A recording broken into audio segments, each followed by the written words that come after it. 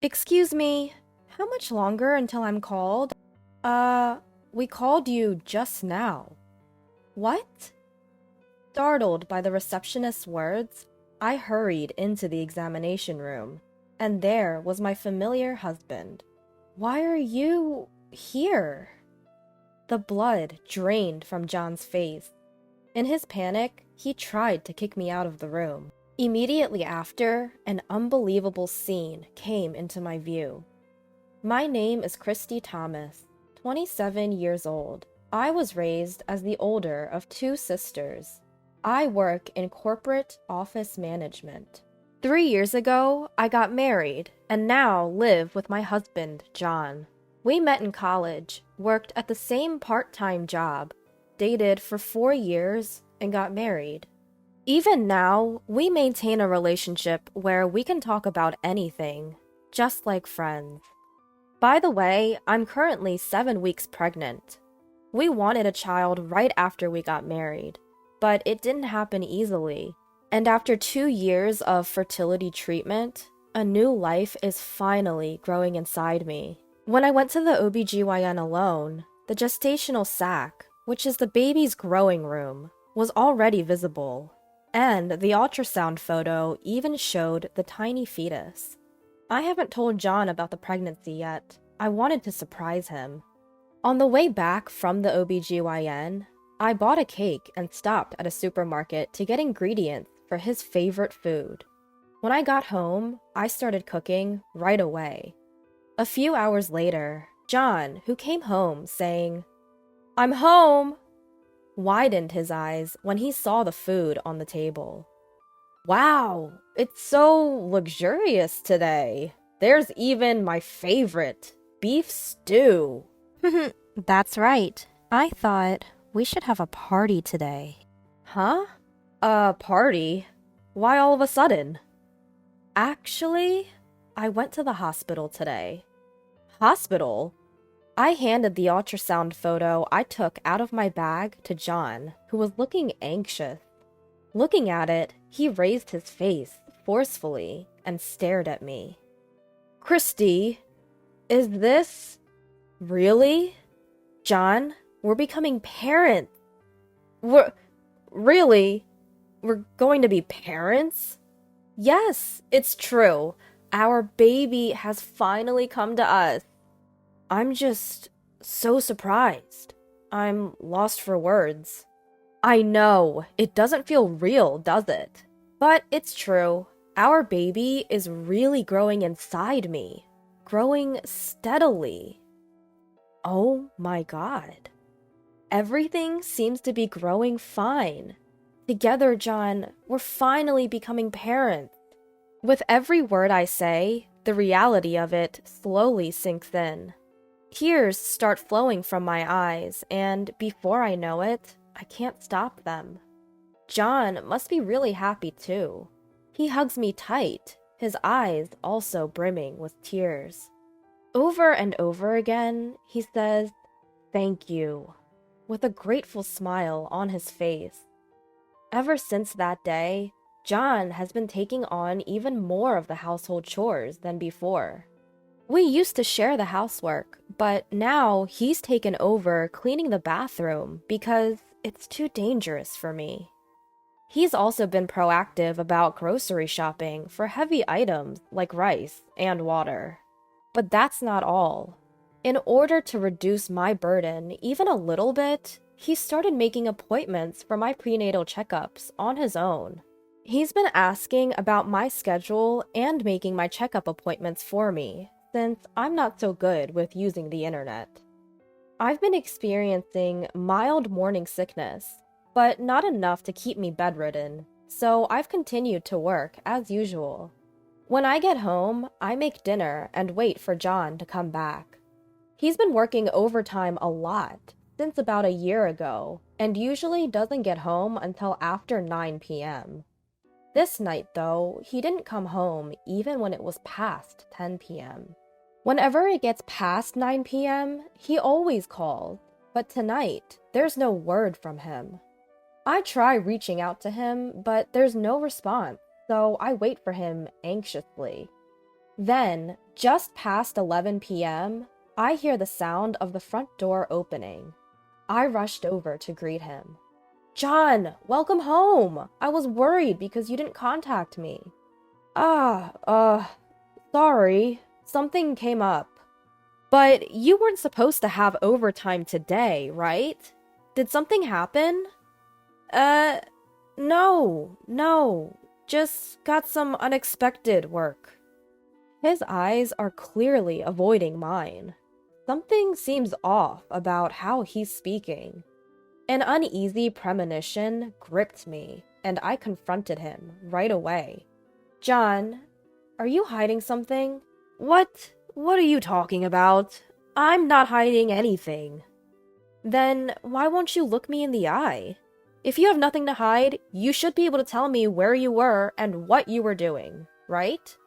I told you. I got caught up with an unexpected job. Some screw up by a junior. I had to step in and handle it.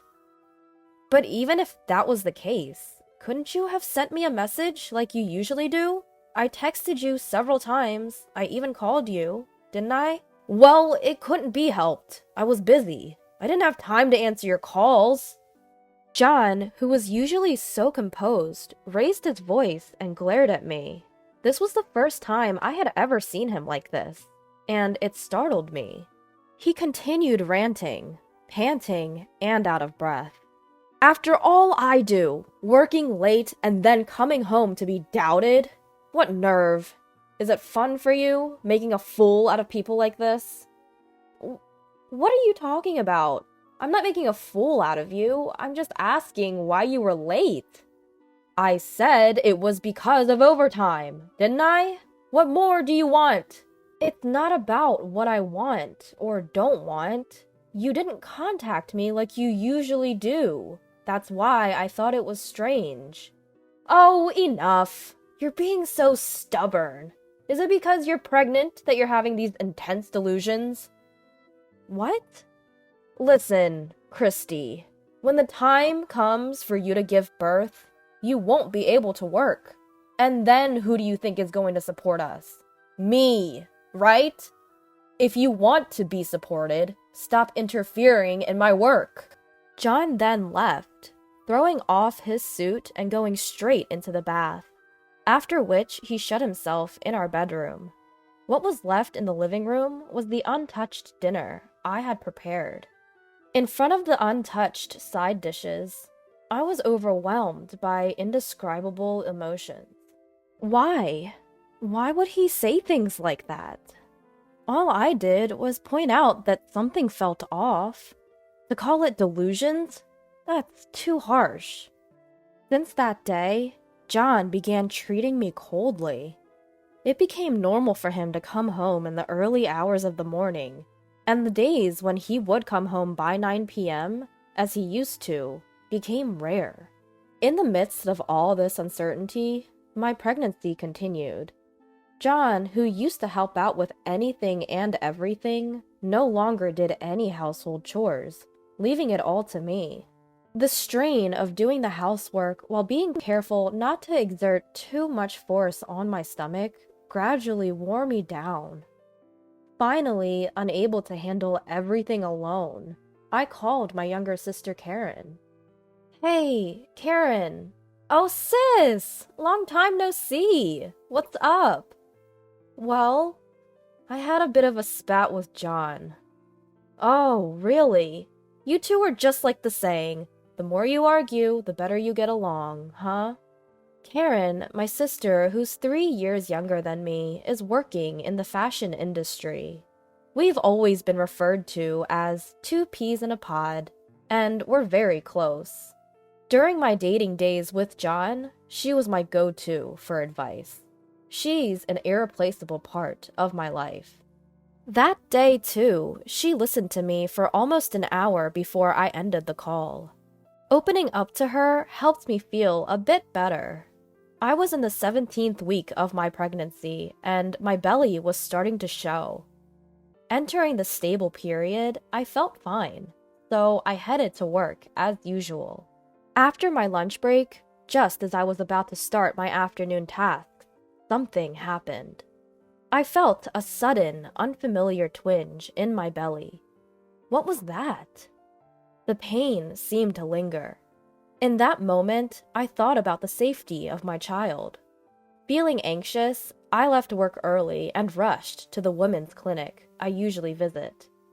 Normally, John would make an appointment for me, but today was unexpected, and I didn't have one. It looked like I'd have to wait a while for a checkup, but the thought of going home like this filled me with anxiety. Ready for a long wait, I explained the situation to the reception staff.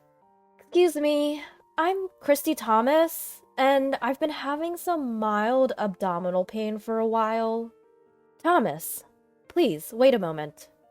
I didn't have an appointment because it was unexpected today." "Oh, here you are." "Huh? You're Christy Thomas, right? 17 weeks pregnant? We have an appointment for you. Please, wait over there." Okay." As instructed, I took a seat on the waiting room sofa. I took out my planner from my bag to check, but there was no appointment scheduled for today. Since that incident, things have been awkward between John and me, but he's still been making my medical appointments as usual. That said, my next appointment isn't until later. It's definitely not today. Feeling somewhat uneasy, I decided to just wait until they called me. About an hour passed when I was hit by the stomachache again. I stood up and headed to the restroom. And yet, my turn still hadn't come. Even for a busy clinic, I should have been called by now. Could it be that I didn't really have an appointment? I went back to the reception desk and asked a different staff member. "Excuse me, do you know how much longer it will be until I'm called? May I have your name, please?" "It's Thomas. Christy Thomas. I've been waiting for over an hour." "Thomas. Oh. Is there a problem?" "Well, you were called just now." "What? You should have been called into consultation room number 3. I thanked the staff and quickly headed to the consultation room. A sign on the door of room number 3 read, "In consultation." In consultation? I was supposed to be called, so why? Could someone else have mistakenly entered? In a split second, I knocked on the door of consultation room number 3. A nurse opened the door and asked, "Can I help you?" I'm Christy Thomas. I had to use the restroom earlier, and..." "Christy Thomas?" "The receptionist said I was already called, but the sign said in consultation, so I thought maybe someone else had gone in." "Wait, you're Christy Thomas? But she's already inside." "What?" No matter how I thought about it, something was off. Convinced of this, I pushed past the nurse and forced my way into the examination room. That's when it happened. An unbelievable sight met my eyes. "Why are you here?" There, in the room, was none other than my husband, John. The moment he saw me, he started speaking in a flustered manner. Christy, what are you doing here?" "That's what I was going to ask. Why are you here?" Could it be, John? Did you make the appointment under my name? But why?" "Just get out, for now." John tried to forcefully push me out of the room. However, given this obviously strange situation, I couldn't just back down. "John, explain this to me. Why are you here right now?" I'll explain later. So, for now, I want an explanation now. You can't expect me to just accept this, can you?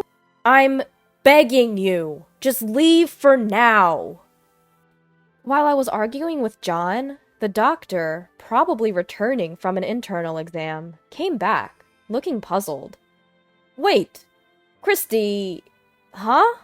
Seeing me, the doctor's eyes widened. Doctor, I just got here. Huh? Then who did I just examine? Just as he said that, the door to the exam room opened. Coming out of the room was none other than my sister, Karen. Oh, Karen? I had absolutely no idea what was going on anymore. Why is Karen here? Well, My frustration grew at Karen's hesitations. I confronted her. Why is the appointment under my name? And why did you come out of the examination room? Then the doctor, who had been listening, opened his mouth. Mrs. Thomas, I apologize for not realizing it was not you. She was wearing a mask, so I couldn't tell. But I thought it was strange.